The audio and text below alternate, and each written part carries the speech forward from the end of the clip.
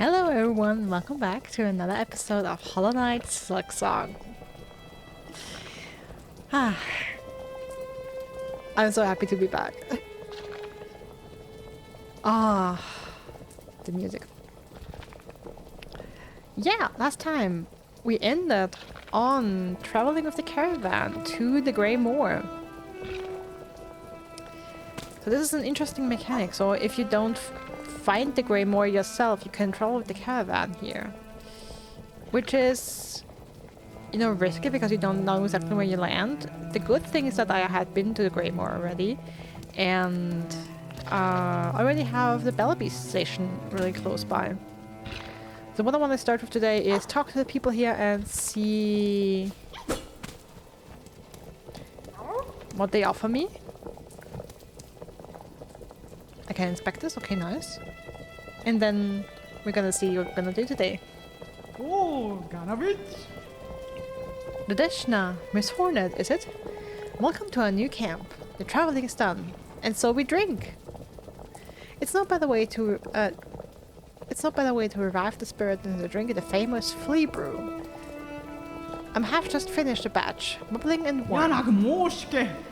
You are a friend, finder of lost little fleas, hmm? Here, take a bottle of flea brew with you. It will keep you warm while you travel. I'm always brewing here, so have no fear to drink plenty and return whenever you're wanting more.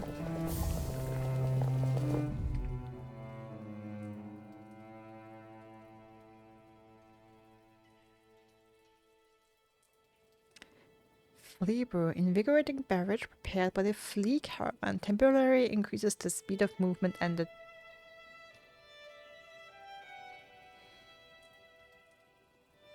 Excuse me? Hello. Okay.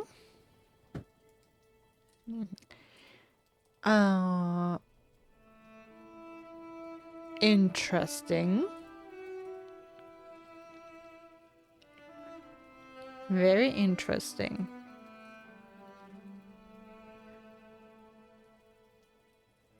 Speech movement and attacks. I'm not sure if I need that quite yet, but it's definitely interesting.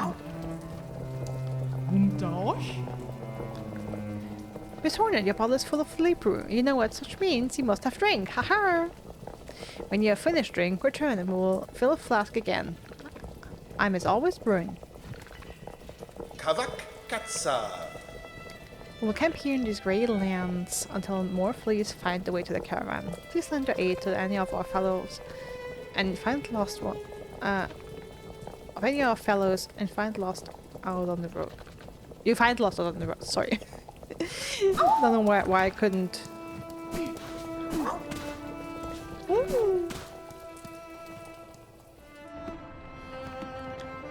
Trodelma. And you are very good.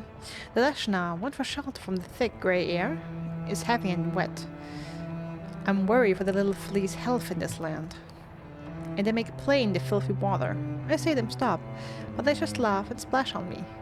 They are lack respect. Cadestre. Most bugs instinctively obey those with strength and will. Speak with authority, and your commands may go unheeded. Jungle Mosh. Really? It's Flea Master's job to teach the fleas such. I'll just have rest here until it's time to move on. Varskava. Strange beasts prowl these grey lands. I hear them roar and shriek outside camp. It's best to stay inside and make quiet. Varskava. Okay, now I've been going back and forth basically between two choices. Of course, we have our Hunter's Journals. Defeat 9 more to complete the Hunter's Note, and it's actually Hornet's head. Back in Hollow Knight, it was the Hunter's symbol. But of course, we are Hornet is a hunter. So anything I have... Okay, for example, the Skull Scuttler. Small, soft bug that uses the hard skulls of the marrow for protection and disguise. It actually fits with the lore I was about to say, that it would be Hornet's notes, because in Hollow Knight, we gained the journal from the hunter, and basically all the entries were like lore-wise, all the entries were technically already in there, and the knight just couldn't decipher them, and it could only decipher them once you had encountered and battled all the creatures, and basically through your own experience, you gain enough experience, and then you understand what the hunter's actually talking about. That was kind of the idea behind the Hunter's Journal in Hollow Knight. But here, of course, we were tasked with listing all the creatures of Pharloom. So we have basically a blank scroll, and Hornet just fills it in. So this is all Hornet's notes. In every land, creatures find new and surprising ways to disguise themselves. One must be wary, always. And this is fantastic, by the way, that this will actually be Hornet's notes and thoughts. Gives a lot of room for her personality to shine through. And yeah, for just her to voice her thoughts.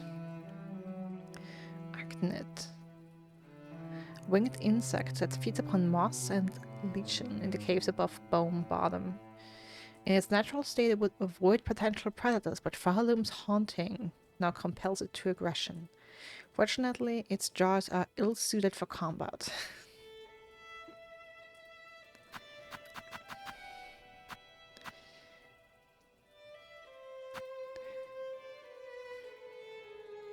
The fourth course. It's interesting in reading some bosses. Like, I'm not gonna read all of them right now.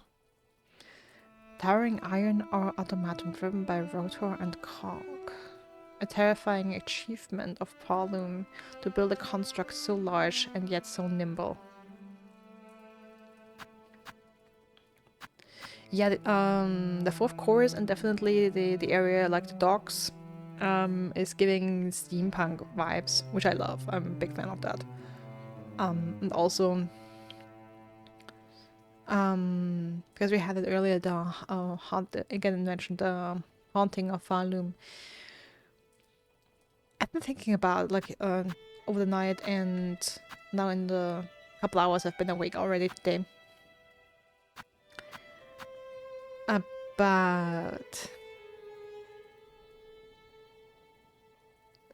Lace. Manic friends of delights in battle. Defeat one more. Yeah, I already, again, further from the trailers, I already know we have to encounter Lace at least one more time.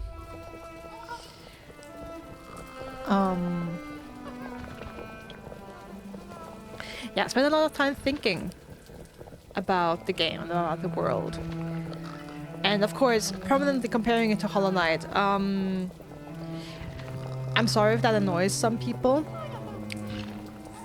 There's of course, I mean, of course I understand the argument, this is its own game, it should stand in its own right, and I don't necessarily believe you have to have played, so far, I don't think you need to have played Hollow Knight to understand this game.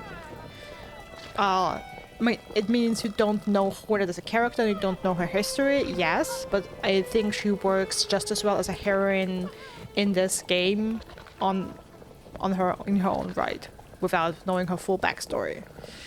Even just, I mean, she tells us, I think it was in dialogue with the, what was her name? Maiden, the chapel maiden. You know, that back in her land, she would be considered someone important, or some people would consider her important. But here in this land, she's basically nothing, just another traveler. Honestly, you don't need more context. Like, if this would be a new IP, you could do that. And have a character say, yeah, back where I'm from, some people might consider me important. Here, I'm just a traveler. So then it creates a mystery. Like, okay, important, why? How? A person of power, a person of wealth, a person of influence, a celebrity, a god? Who knows? And you could, you know, have your theories, and yeah, it could totally work out. The reason, though, why I mean, for part of the connection, part of the reason why I'm constantly drawing connections to Hollow Knight is because I've played it, I loved it, it's my favorite game ever. And it's also, of course, taking place in the same world, different kingdom, but same world. So I'm looking for, always looking for connections, like how Pharloom is connected to Helena's, and if it is at all. I mean, we know it is because the weavers are present in both kingdoms, even though they are extinct.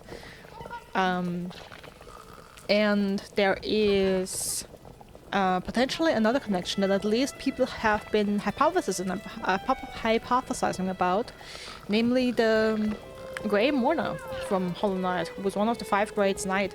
What was their name? What's that? Was it Lemire?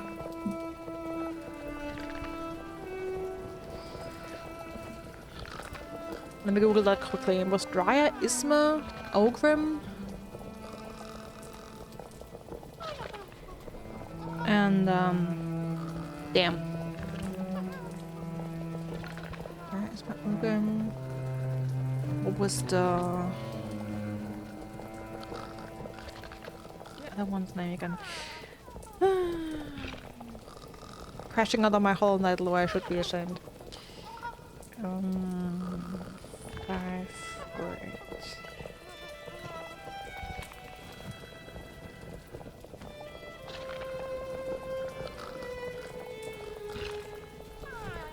Alright, Hegemol is the one I'm forgetting, and Zemir. Yes, so Zemir was one of the 5 great knights. We actually meet them in Hollow Knight and help them to move on. And they give us a delicate flower to deliver to their lover's grave. And there have been, like, we were able to see plants in some of the Silksong trailer footage that at least look very similar to these delicate flowers. Whether or not they really are, maybe debatable, maybe that was just a wrong assumption. But at least they look quite similar.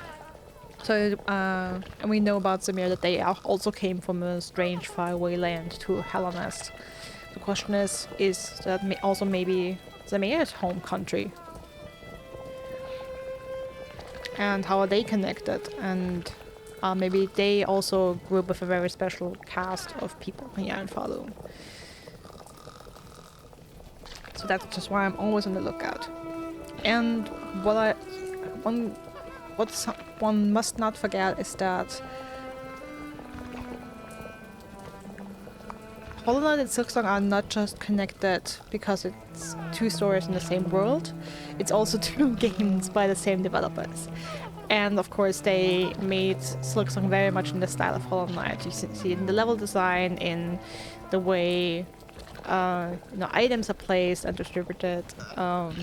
And I've said yesterday when I was looking for a map, I was running around and I'm like, oh man, I wish I had a map. 20 seconds later, I meet the map lady.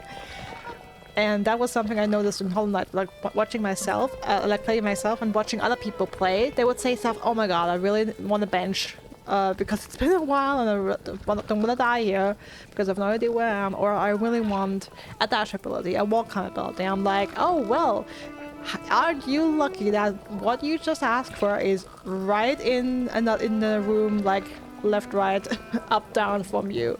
You just need to find it, but it's right there. And that is that is something I've definitely learned playing Hollow Knight, that is something Team Cherry does. They give you, somehow they do that they give you what you want and need, more or less at the exact moment you ask for it. Or at least for a lot of people it works out like that, and for me it definitely did. So that's why I'm also cautious about, and that's why I'm so worried about that I might have missed a wall climb somewhere, because I'm like, I've encountered multiple places now where I'm like, I need to climb walls here, and I haven't found it, and so I was really tripping out. It felt like tripping out yesterday. It was like, have I missed it? Have I not been somewhere? I've obviously not been everywhere, but I was like, okay, have I substantially missed something? Could that be behind, could a wall climb be something that is behind, like a door that you have to open with a simple key? But I have found 2 of those, and what if I make the wrong choice and I don't get this climb for a long time? And I'm like, have I missed any substantial paths? Have I forgotten to collect a reward after a boss fight? I hope not. Jesus Christ, I hope not. So that has me tripping a little bit because I'm like, I know Team Cherry. I'm asking for a wall climb so hard. I feel like I should have had it. Or if I should get it really soon. And I'm just worried that I missed it. That would be so embarrassing.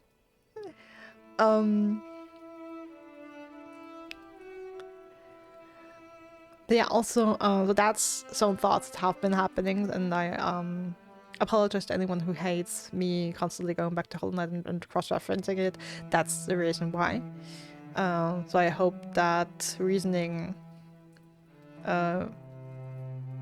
makes you forgive me. Yeah, other than that, oh, also having the Hunter's Journal is actually helpful. Because I've been thinking about something. I've started rereading a Has-Been Hotel fanfiction 2 days ago that I really liked, and that made me reading that today made me remember something about Has-Been Hotel that I've heard, and made me think of Lace. I want to talk a little bit about character design and color choices. Let's start with Lace, because that's what I started now. So I don't know if you know, in case someone doesn't know what Has-Been Hotel is, it's basically an animated show that is published on Amazon Prime. It runs there, but it's independent animation. Basically, the story is that it takes place in Hell, and the princess of Hell, Charlotte Morningstar, daughter of Lucifer Morningstar, wants to help sinners, so humans who have died and gone, their souls have gone to hell after death because they were bad people in life and committed sins, wants to help redeem their souls and have them go to heaven, because the reason for that is because if she doesn't do that, and if these souls don't move on to heaven and manage to better themselves, they are at risk of being exterminated by angels who come to hell once a year and just sweep through the population there and kill a bunch of people. And that is the basic premise: setting up a safe place, and that safe place will be is the Has-Been Hotel for people who want to better themselves to go there and ultimately achieve redemption and go on to heaven. Lucifer, King of Hell, fallen angel, the personification of the sin of pride, is also a character who appears on the show. And I've heard someone, I believe it was in a YouTube video somewhere, I've watched so many videos on the show, because when I get really interested in something and I get really hyped about something, like be it a game, a show, a movie, whatever, I watch a bunch of stuff on YouTube, a bunch of videos, people talking and analyzing it, reviews, whatever. And I believe it was someplace there that I remember, or maybe I read it somewhere. Can also be. Basically, the color choice for Lucifer's outfit, it has some specks of red and yellow and gold, but it's mostly white. And Hell is, as it's made very clear early on in the show, it's a very grimy place. It's dirty, it's gritty, it's not clean or orderly in any way. It's absolute chaos and anarchy. But he is in this pristine, elegant white suit outfit. I don't want to say regal. It has some high-class vibes to it, but it's not what I would call regal in a... Like, you know, when I think regal, I imagine...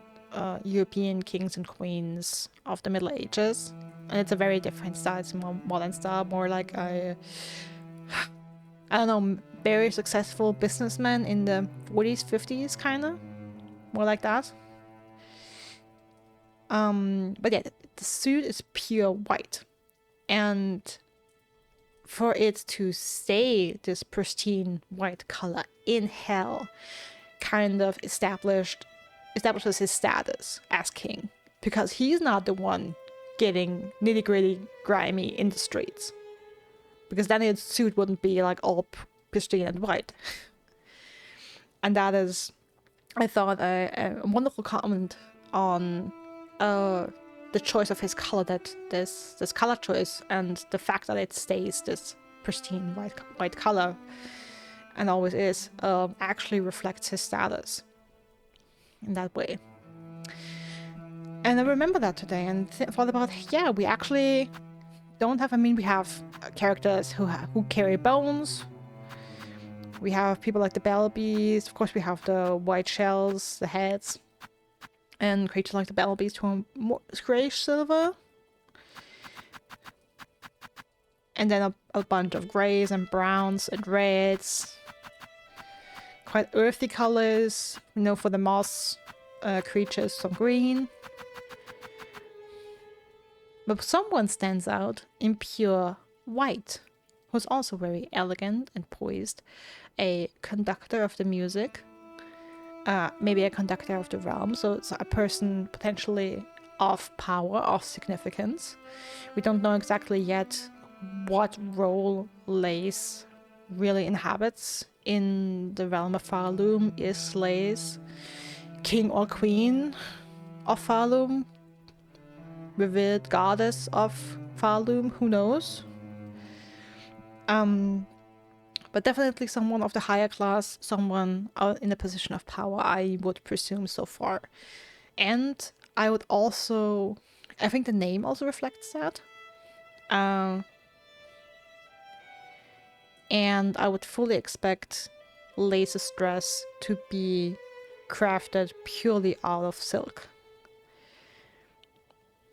And that would also be a sign of status and wealth, for sure. So that I thought was an interesting choice, and probably like hinting or giving context to Lace's standing in society and role. I'm excited to see if that actually turns out to be true, or if I'm completely misinterpreting this. And it will also be interesting seeing, going further up, because you have to remember that we are at the very bottom of Pharloom still. Or it feels like the very bottom. Maybe we've gone a little bit up to being at the Greymoor, but so far, Bone Bottom, Marrow, the Docks. I mean, the Marrow and the Docks basically read the lore tablets saying, yeah, this is the foundational bones that this kingdom is built on. This is literally the corpses of the people that this kingdom was founded on, which is, I didn't comment on it when I read that first, but I thought it was so chilling to outright say, yeah, you're walking on the bones of the people who lost their lives to build this. Because let's be honest, all great empires, all great kingdoms have a lot of bones, and at their foundation a lot of people died. Be it because of war or because of some slavery. If you think about ancient Egypt, for example, like how many people were probably killed building the pyramids, stuff like that. You basically all great empires have a lot of bone, a foundation of bones. That's in a way chilling. That they're outright, yeah, so that's what you're walking on. That's where you are. It also reflects we are at the bottom. We are at the foundation of it. It will be interesting to see how enemies and environments change going forward, moving further upwards. And also upwards in society, I guess. And we'll definitely expect, because so far the moss, especially the moss grotto and the fields, the far fields, had a lot of greenery. I've got the Marrow on the Docks in between, not so much. But yeah, so we are having at least some nature here. And I also expect that to be less and less moving upwards. So there will be more industrialized, more urbanized environments as well. That's what I'm expecting, at least so far. we'll see if that turns out to be true as well. And yeah, the other way, the other thing I wanted to say about color choice is actually Hornet. Something I've heard. So when I was at university and studied comparative literature, I also had some classes about Japanese culture and history and stuff because I was very interested in that. And I took some classes in these topics. And in a class about Japanese culture, there was an interesting thing we learned that in, if I remember correctly, it was traditional Japanese kabuki theater. The actors for the protagonist and the villain were most basically had a specific color they wore to signify to the audience their role. There were other colors also. Or like to make it simple, the hero was identified by the color red, by wearing the color red. The villain by wearing the color blue. And then there was, I believe there was brown was also a very common color for, I believe it was evil spirits or demons, something like that. I would have to look it up. But that was the third most common color in kabuki theater. It was basically to make it easier for the audience to very visibly see in a glimpse of an eye by the color coded. Okay, this is the villain, this is a hero, this is an evil spirit. And yeah, so whenever, and that stuck with me since that class, so whenever I encounter these two colors in media, in characters, I'm like, okay, so is this supposed to be the hero, is this supposed to be the villain? And once you start looking for it, you never unsee it. Like the first example that ultimately came to mind while I was sitting in that class was the first Pokemon movie, Mew vs. Mewtwo. If you know that movie, you have that scene at the end where Mew and Mewtwo fight each other and cover themselves in spheres of kinetic energy, and Mewtwo's is pink and Mew's is blue. Now, granted, pink is a lighter version of the color red, but it's still the same idea. And then of course you have Star Wars and the lightsabers, and once you start looking for it, basically once you see it, you never unsee it. And of course I'm not saying that all of these mediums and all of these creators and directors and whatnot and artists are referencing Japanese kabuki theater. I'm just saying it's interesting how often these color patterns pop up and how accurate they often are, or maybe sometimes they're flipped around. But that is something I also learned in Hollow Knight, that Team Cherry actually works with color, like the infection being shown by the color orange, which was visually very striking and stood out from the rest of the color palette of that game, was a great choice.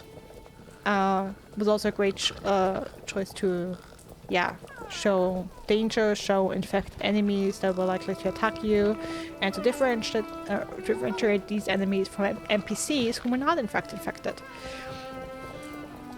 And also you had Hornet, our red-dressed hero, and red is also a color that doesn't happen too much in Hollow Knight. Of course, there's a couple specks of red, especially in the right side of the City of Tears.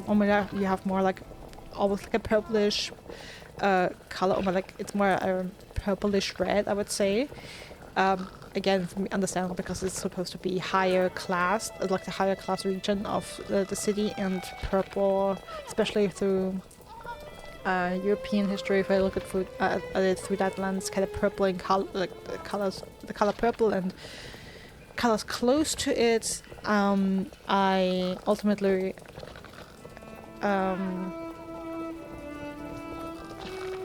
associate with royals and royalty. because actually only kings, like back in the day, of course pigments weren't synthetic, they were all sourced naturally, and purple was one of them. Purple and blue actually were some of the most rare and therefore expensive pigments.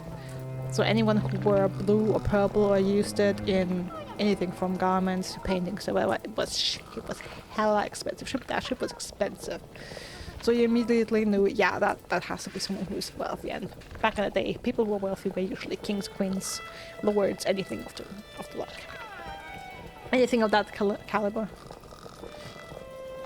But yeah, going back to Hornet, red dress, of course it's dramatic, it's visually striking. It pops out in the color palette in Hollow Knight, it pops out in the color palette here. And it, again, fits our Kabuki theater color scheme as our heroine. That was just some thoughts I had, and I talked for 50 minutes. We haven't actually seen anything new of the game. Alright, now the question I asked myself was... since I'm here, do I want to attempt the boss again? That is one thing we could do. I could also go back to the Bell Beast and try and go back to the Hunter's Marsh. That's absolutely something I want to do, and try and survive that arena and get the map there.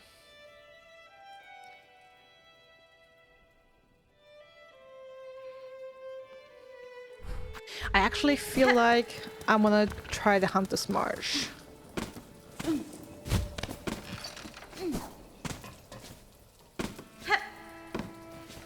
The good thing is, since I have been here before,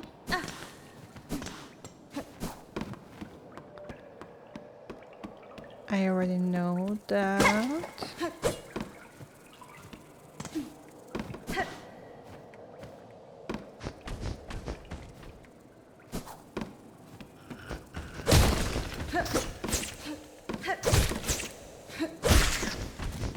I already know that. Yikes. I already know that the Bell Beast is close here. And yeah, the rodents are an interesting choice in the game that is mostly about bugs.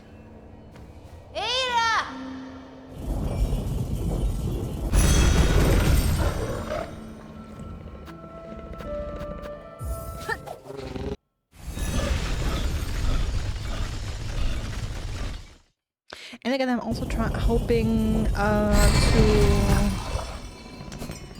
amass another 100 rosaries, and then I can break apart all my beads, or like all my string of rosaries.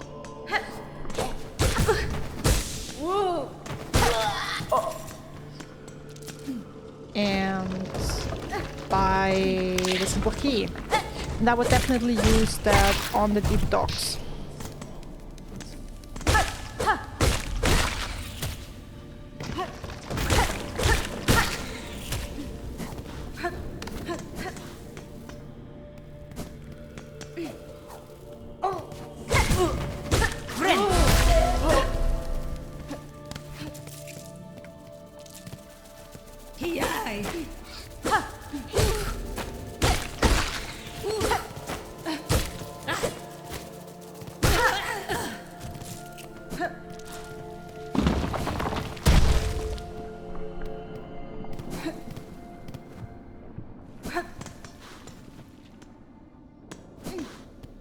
Also, I was debating whether I want to...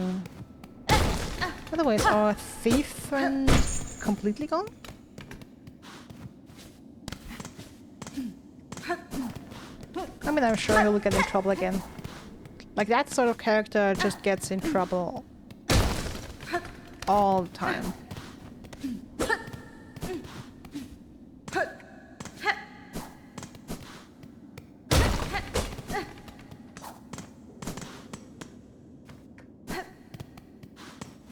I did sit here, right?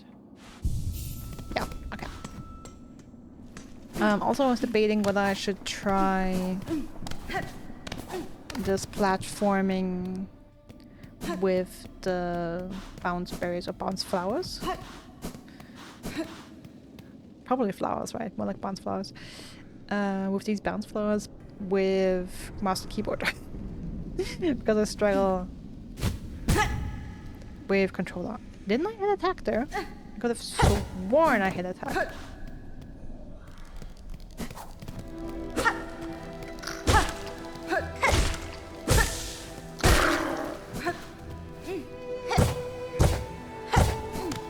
Okay, so far so good.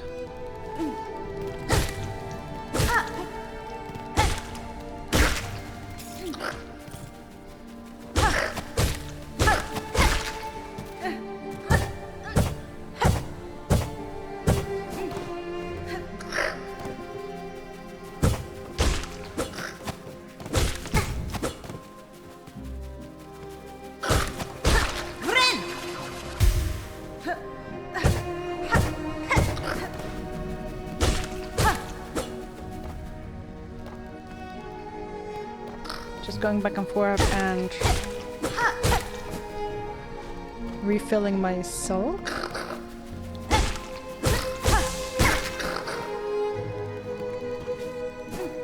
And here we stay at the bottom.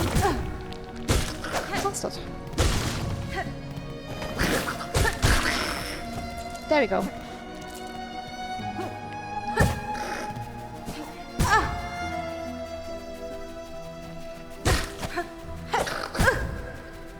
Okay, nice.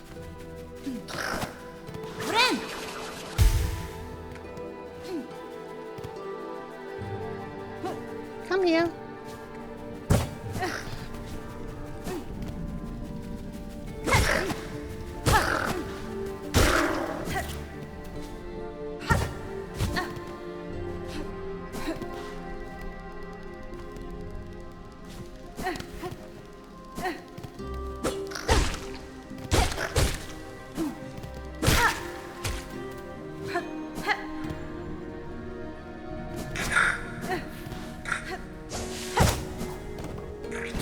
Okay, it's going.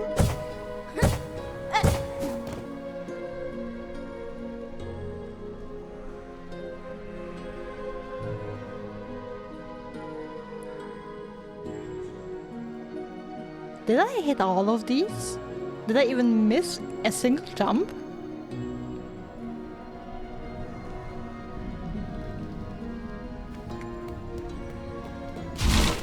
The magic of being rested, I guess. Alright, let's try this again.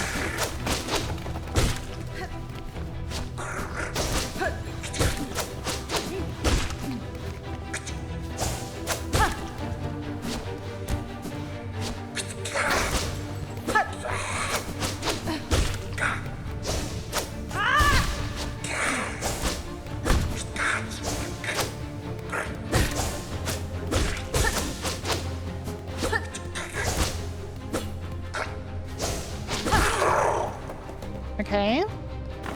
Now we have a friend coming in. Or not. What?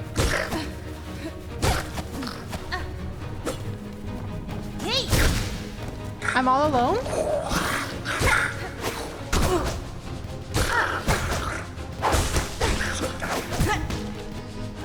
I'm all alone.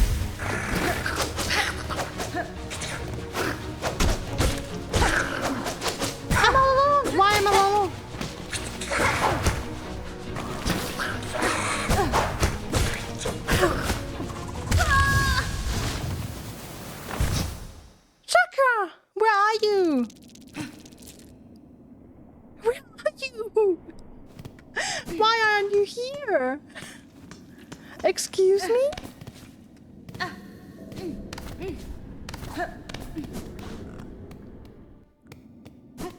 Why isn't Chakra here? Damn it!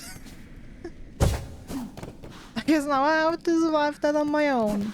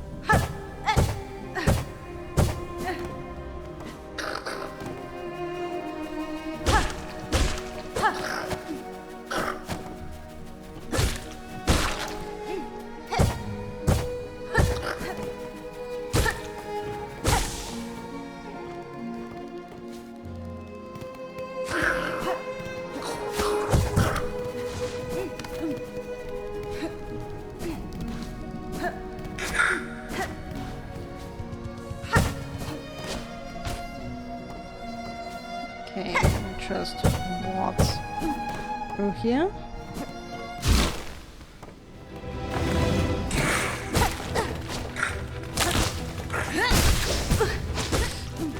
Okay, I forgot that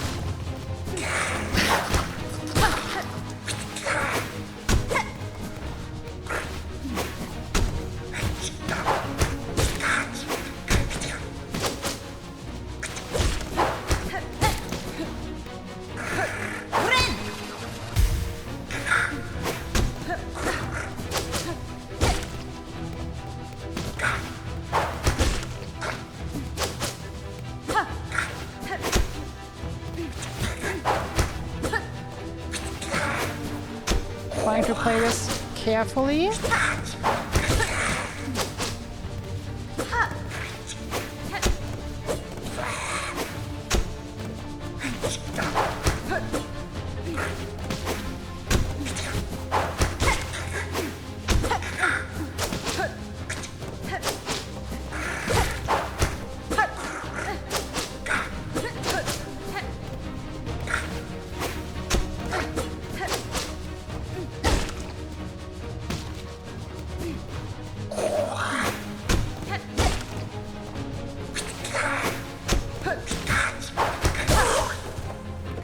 Okay.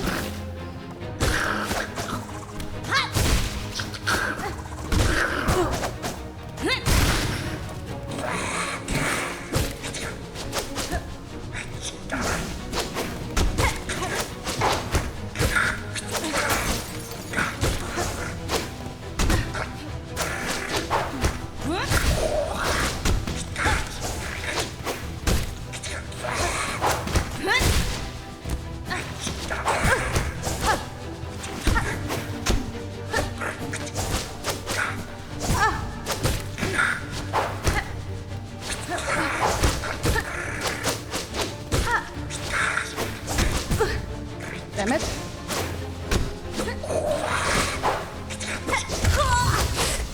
Ah. Okay, but I hope that that is the last phase. I have to hope it's the last phase. Okay, let me think if I want to put something else on.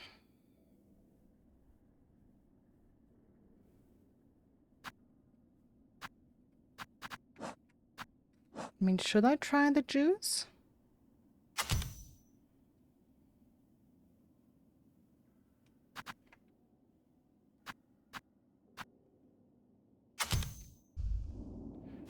I mean, a long-ranged weapon in that fight, I just have to use it. And that's kind of my issue.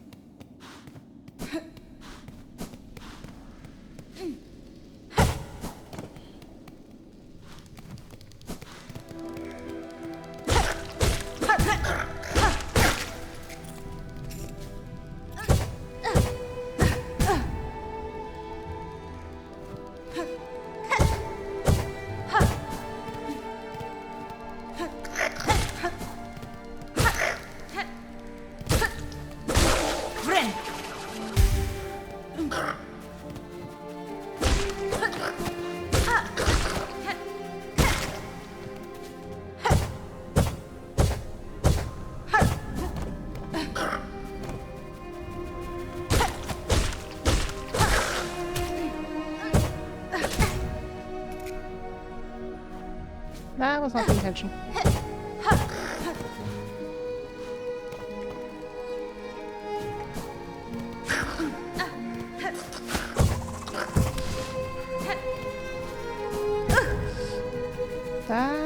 also not good. Ren!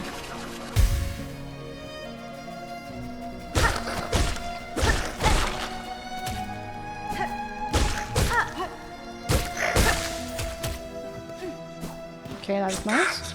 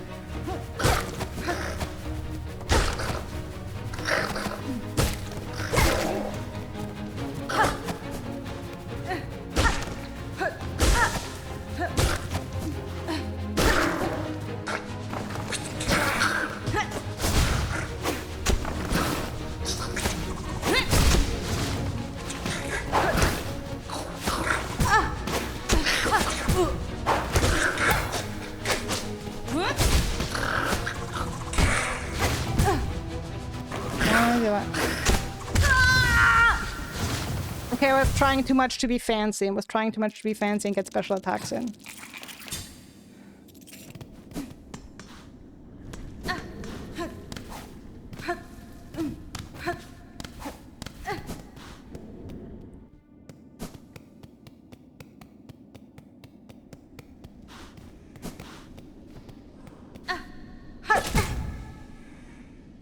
I was attacking too early.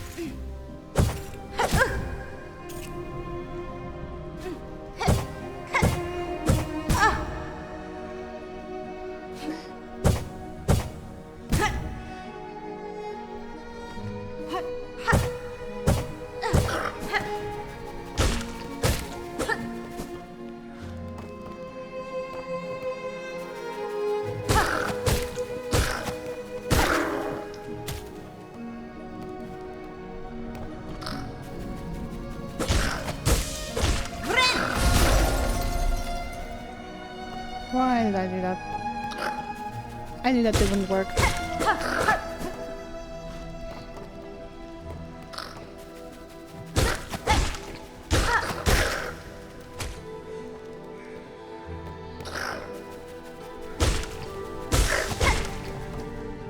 Okay, heal and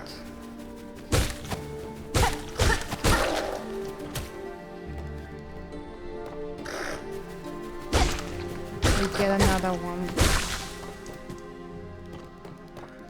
And then we see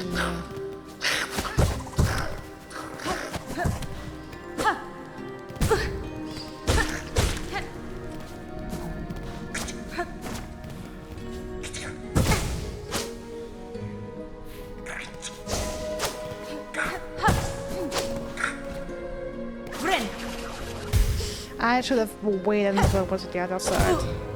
Yeah, I should have waited until it was at the other side then. Damn it. Oh, come on, no.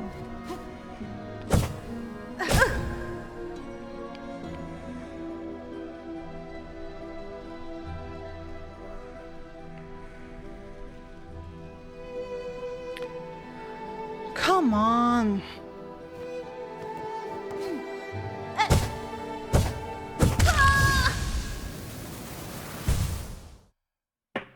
Nice. rosaries. There go my rosaries.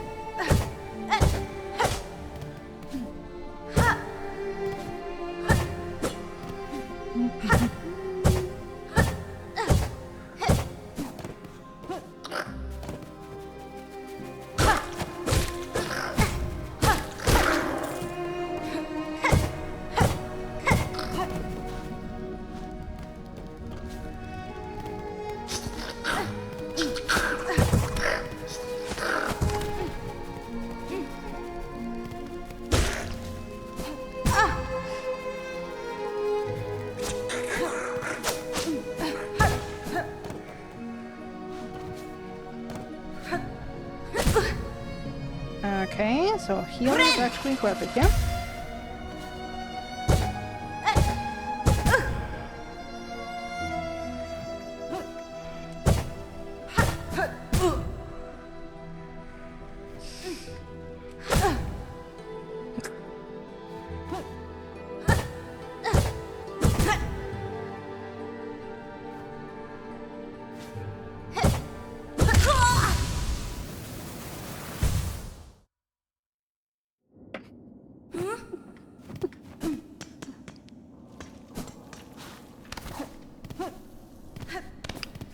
However the hell did that happen?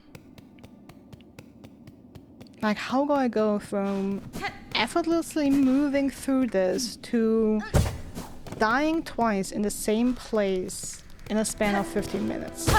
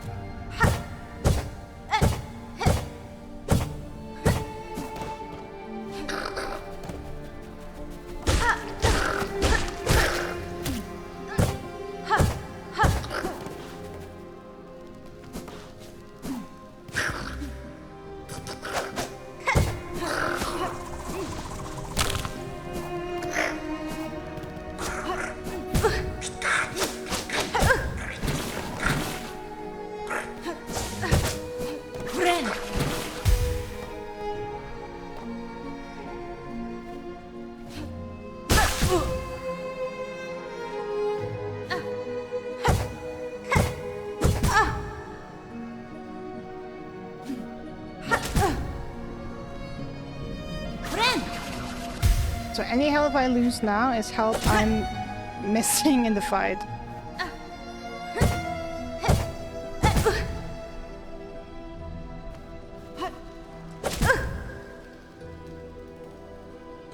Ow!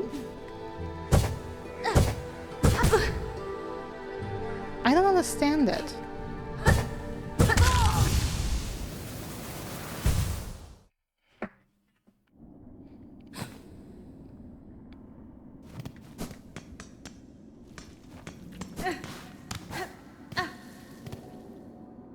You know what?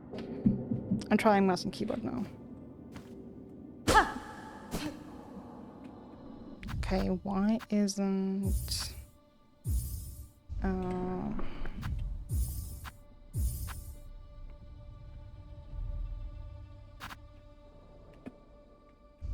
jump space.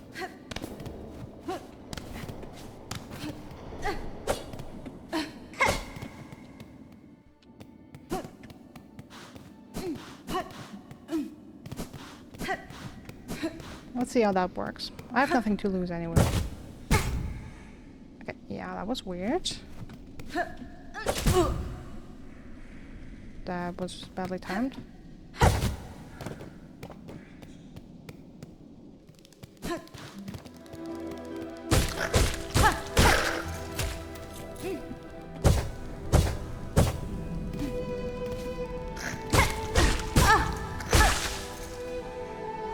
feels extremely foreign. I don't know what the key for binding is. Huh?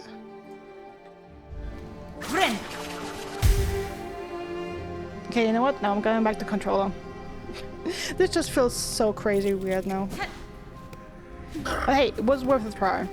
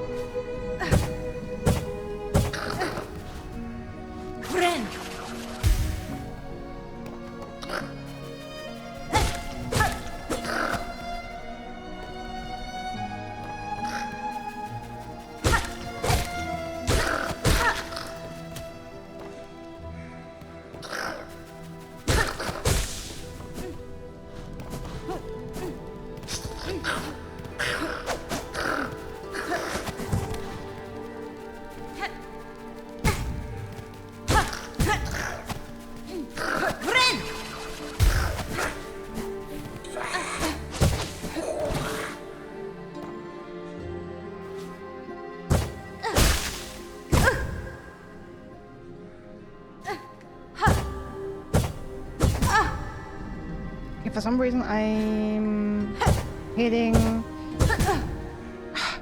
downward, sideways, not down. Yeah, I realized I should have healed and lost additional health. Come on, are you kidding me? Why am I not getting this anymore? I don't understand it.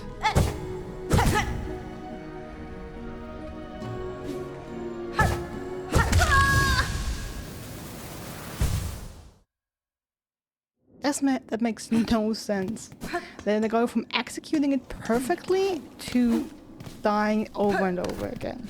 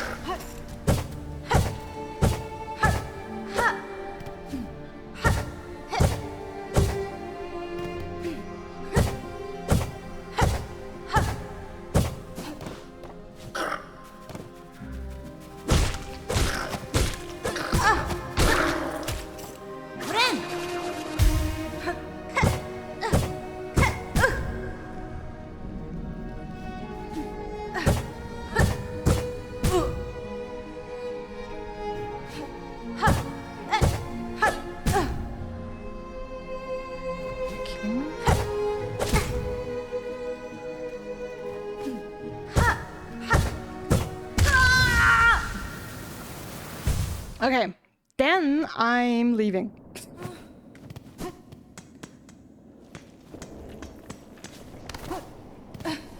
Alright, so we're not doing that.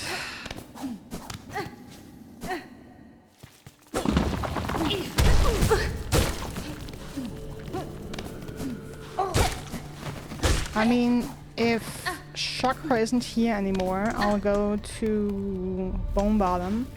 Because at least I hope that means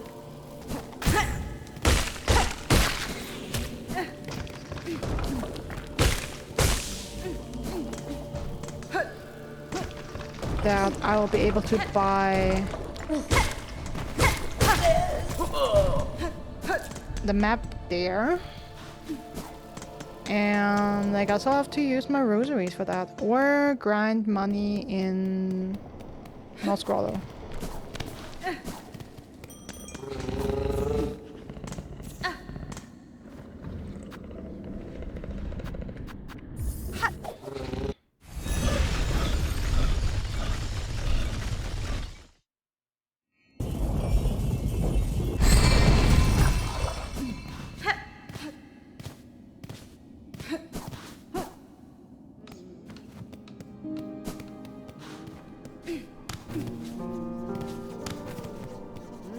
Karkena.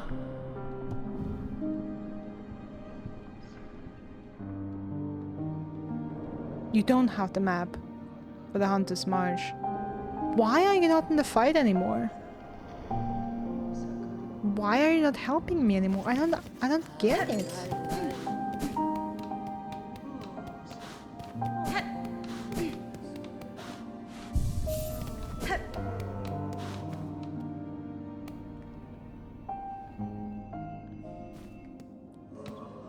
And then the question is, should I just grind money for the key? And just go for that?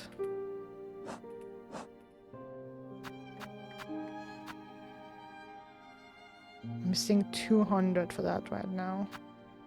If only I had someone to sell the relics to.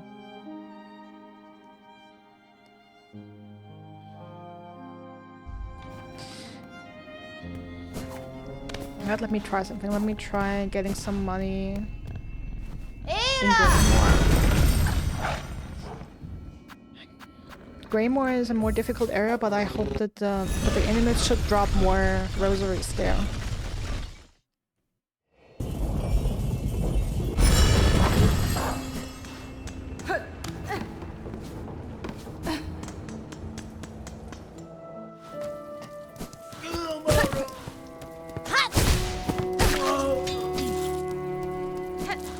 Okay.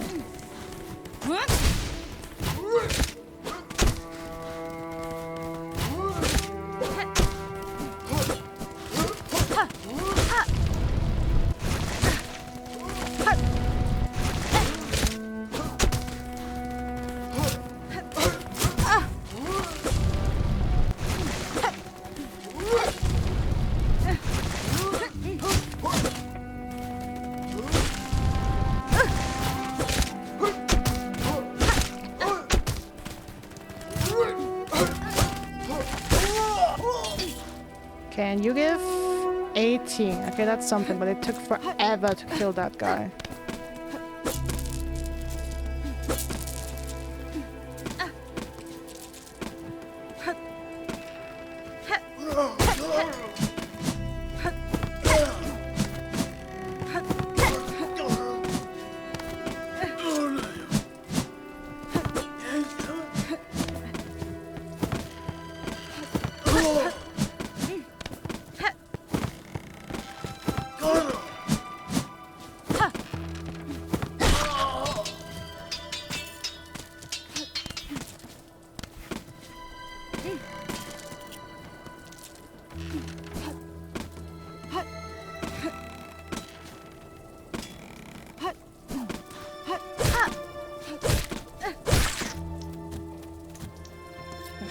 Please don't drop any money at all.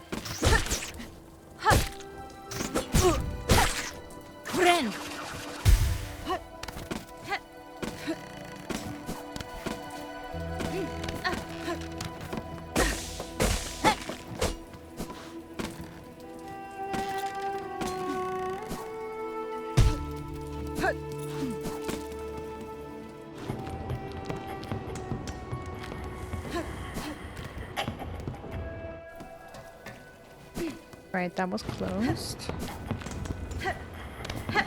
And here we have these bastards.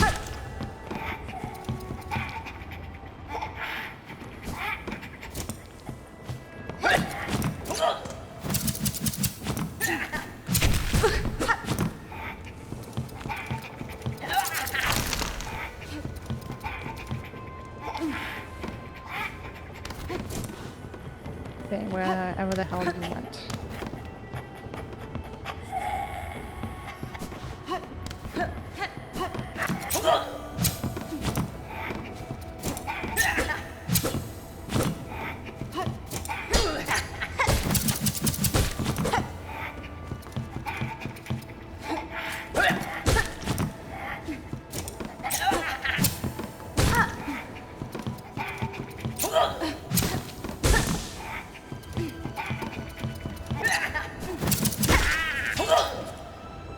Okay, you're giving 18 as well.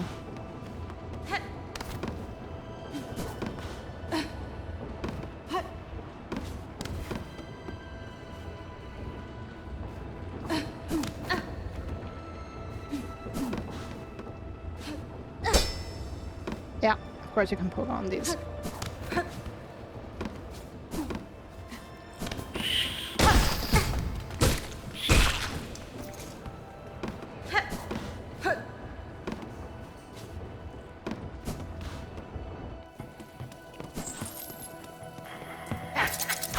Yep, keep him up here.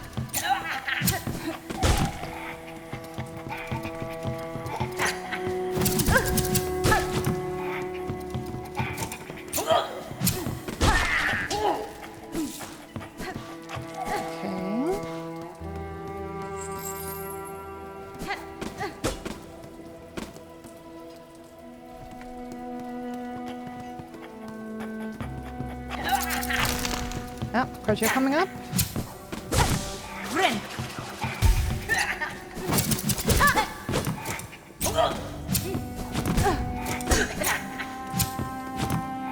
Come on. Bastard.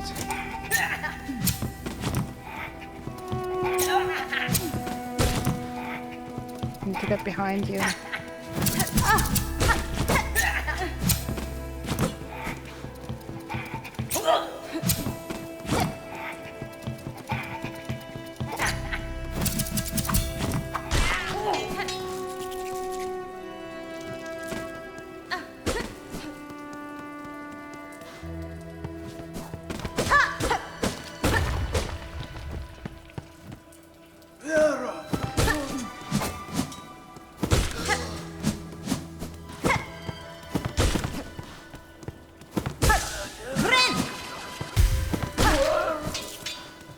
Okay, but the plan is working in so far that I'm making decent money.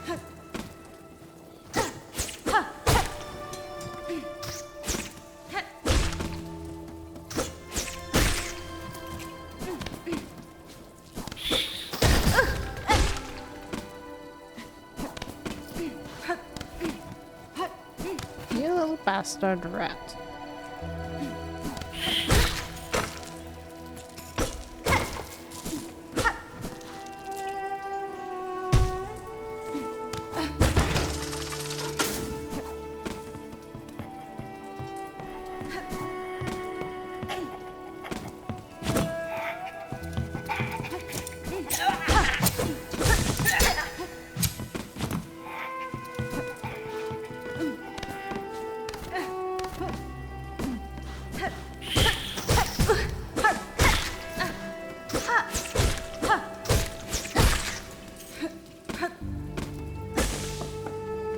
Okay, that's actually sunk.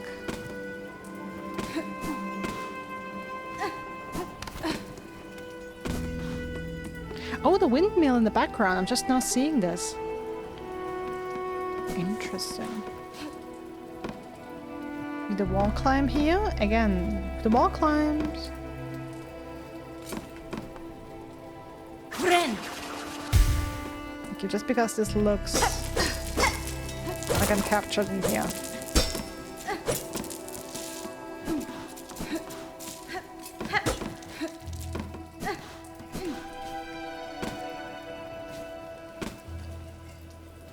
Oh, hi. Venti farada param. Hold there, sister. A great beast stalks his land, swooping and screeching like an ill-mannered tyrant. Yeah, I've met him. I told you about him. Zara has been following the creature's scent, and now I'm sure we're almost upon it. We're so close, my whiskers are bristling. Mascara gorim. Such a beast is worth a quarry for the valiant, eh? What say you? Shall we hunt the creature together? That's fine. Sure. Battle ahead may indeed be arduous. Accept your offer of aid, sirs. Ah, osim. Go, yes. No force in the kingdom can withstand our might. Lead on, sister. Zara and I will be close behind.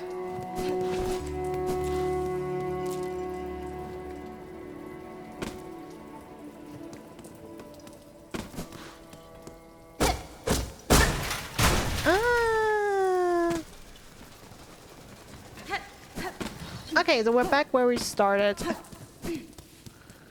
We're back where we started all this at the fleet caravan, and it's been over an hour. I'm sorry that I achieved nothing of what I wanted, but I guess we're doing the boss fight next episode, so... I hope you enjoyed watching me getting worse at the game by the minute. And ranting about absolutely unnecessary stuff for half an hour.